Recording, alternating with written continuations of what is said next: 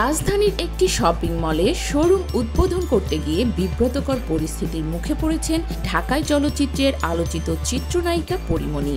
আর তোপের মুখে এক পর্যায়ে ঘটনাস্থল থেকে দ্রুত চলে যান এই অভিনেত্রী। সোশ্যাল মিডিয়ায় এই ঘটনার কয়েকটি ভিডিও ছড়িয়ে পড়েছে। তাতে দেখা গেছে শোরুম অনুষ্ঠানে থাকা নিরাপত্তা কর্মী, আয়োজক ও দর্শকদের মাঝে হট্টগোল চলছে। এক পর্যায়ে উপস্থিত দর্শকরা আয়োজক ও পরীমনিকে উদ্দেশ্য করে ভুয়া ভুয়া স্লোগান দিতে থাকেন। জানা গেছে শনিবার যমুনা ফিউচার পার্কে একটি শোরুম উদ্বোধন করতে গিয়েছিলেন পরীমনি ও অভিনেতা ডি.এ. তায়েব। এ সময় তাকে দেখতে ভিড় জমান অনেক মানুষ। ভিড়ের জন্য শোরুম উদ্বোধনের সময় কাউকে ভেতরে ঢুকতে দেননি দোকান মালিকরা।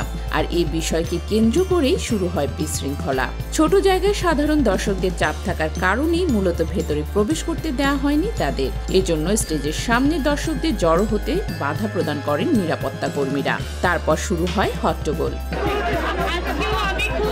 পরিস্থিতির অবনতি হলে উপস্থিত দর্শকরা ভুয়া ভুয়া স্লোগান দিতে থাকেন।